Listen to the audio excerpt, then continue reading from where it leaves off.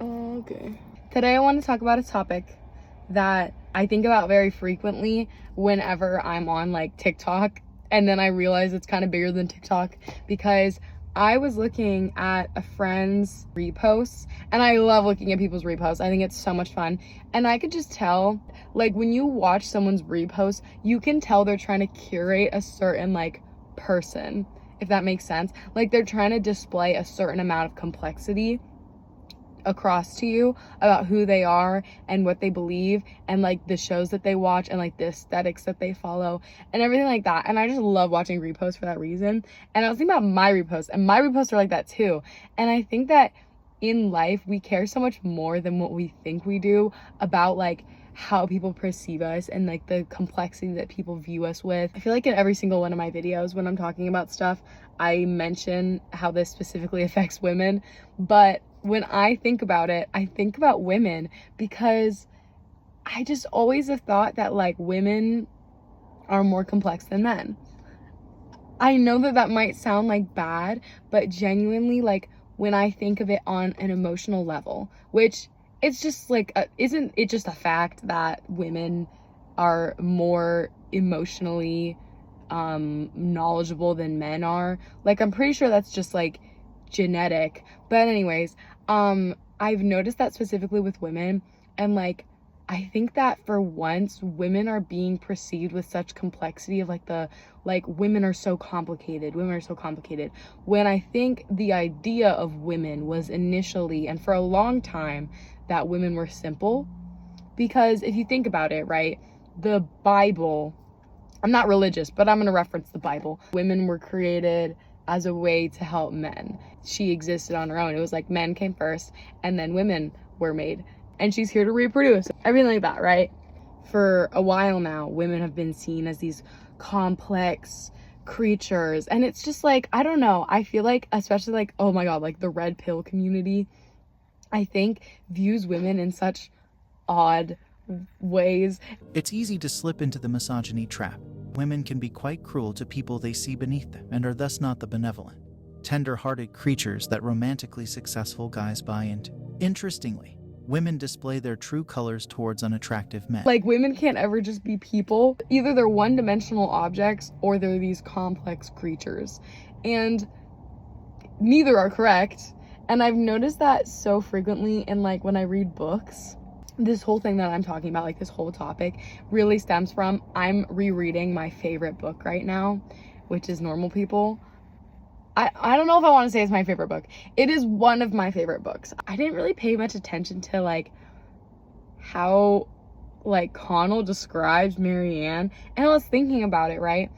I don't know, I can't think of a specific quote, but it just seems like he is always like applying this like otherness to her, if that makes sense. Like, she's never just like a girl with feelings. She's like this complex, oh, she stalled in this moment, that must mean she meant this, but instead of that. And like, he thinks of her as this like complex like genius. She has this like complex nature as a person when we view her through Connell's perspective.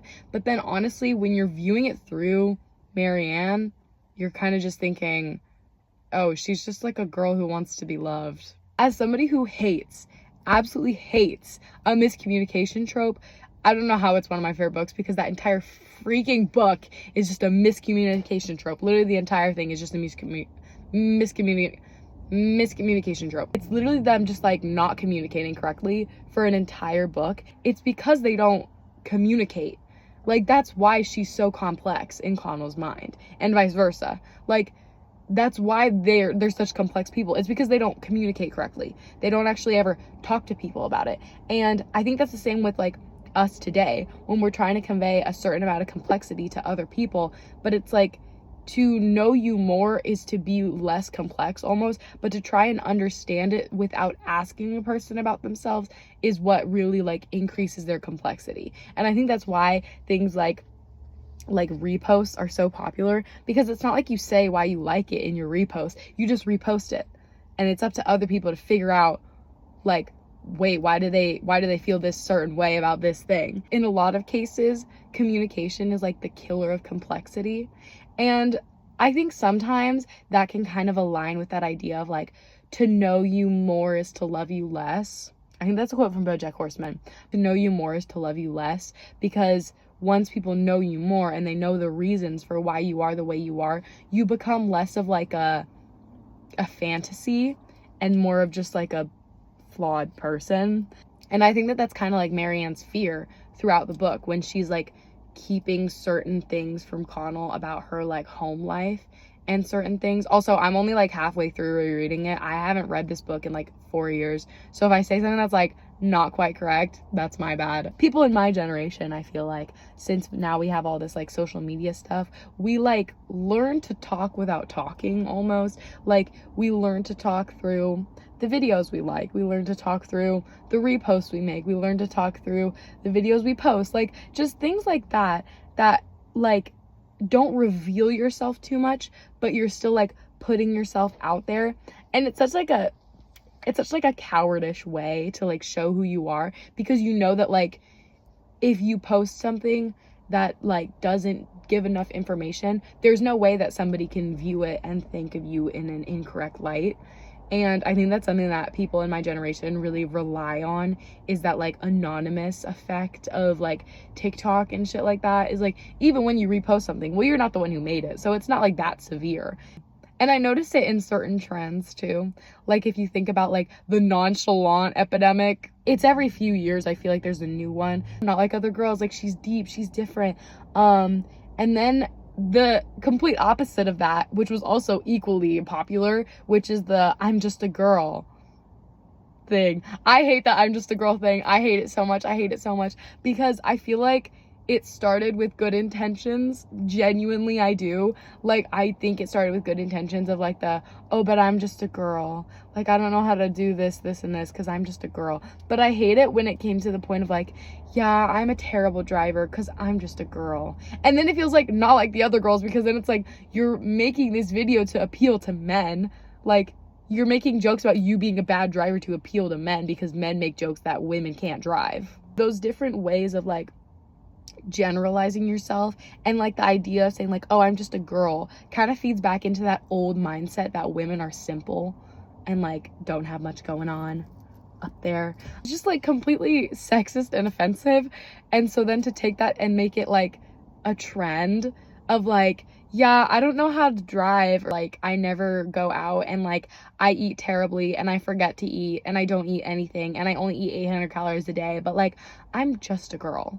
Feels like it's almost the opposite of like the like nonchalant or like, oh, I'm so deep, no one gets me kind of thing, of being like, oh, well, I'm just a girl and this is what all girls do, because we're not complex, we're not people, we're just girls. No matter which way it goes, either the complex or the I'm just a girl, no matter what, it's still like a weird battle between complexity and being simple. And it's just like, we can be somewhere in between. I think of this a lot when like, say you have a crush on somebody and like you want them to perceive you a certain way.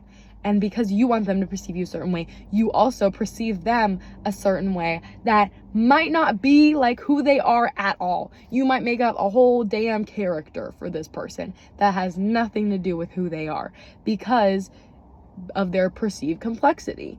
Like, what the fuck is that one Billie Eilish song where she's like, I used to think you were shy, but maybe you just had nothing on your mind? Like, I feel like we really give people the benefit of the doubt a lot of the time as well. Like, if somebody has anger issues, our little complex brains go, oh, but that person has a complex life, and I bet they had a bad relationship with somebody in the past, and that's what made them who they are. And if you think about it, the complexity of a person is not enough to be an excuse for their actions. It's just an explanation for their actions. And I think that people kind of like bridge that gap just like a little too much, and it makes for some like dangerous situations where it's like you're giving this person the benefit of the doubt who you don't even know, because you think to yourself, oh, well, they've lived a whole life before this. And yeah, they have, but that doesn't mean that you can just write off their like bad behavior as complexity. Like, that's not how it works. And a lot of the time, if you go and ask a person about the things that make them complex, if you're really close to a person and you talk about it, it doesn't diminish their value. You still see them as complex, you just understand their complexity now. Oh, drink of the day. I forgot to mention my drink of the day. Today was another day where I didn't have a good interaction with the barista today. It was kind of sad, which it wasn't like a bad conversation. It was just like awkward because she like didn't hear what I said. And then I was like talking to her. And as a barista, I can tell when the baristas don't know what you said because they go, because as a barista, like you learn to just kind of like either like laugh it off when you don't know what somebody said. But then that worked out bad for me because I work near a hospital. So then most of the time people are going to see like loved ones who have like cancer and stuff. And they'd be like, oh, I'm going to see my loved one with cancer. And I like wouldn't hear them and I'd be like, but she just like couldn't hear me. And so like when I was talking, she was like, but I could tell she couldn't hear me. But anyways, I got a Zit Fizz because I'm about to go to the gym after this. I got a Zit Fizz and it's cantaloupe, blackberry, with a citrus Zit Fizz and something else, but it's really good.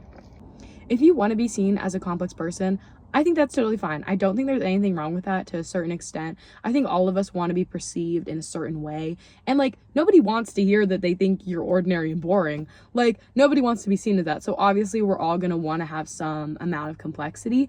I think that the point where it gets kind of like you don't want to be perceived as complex to the point where people feel like they can't understand you, if that makes sense. Like people feel like they have to interpret every little thing you do. Like you don't want to be like a mystery because then people start treating you like not a person.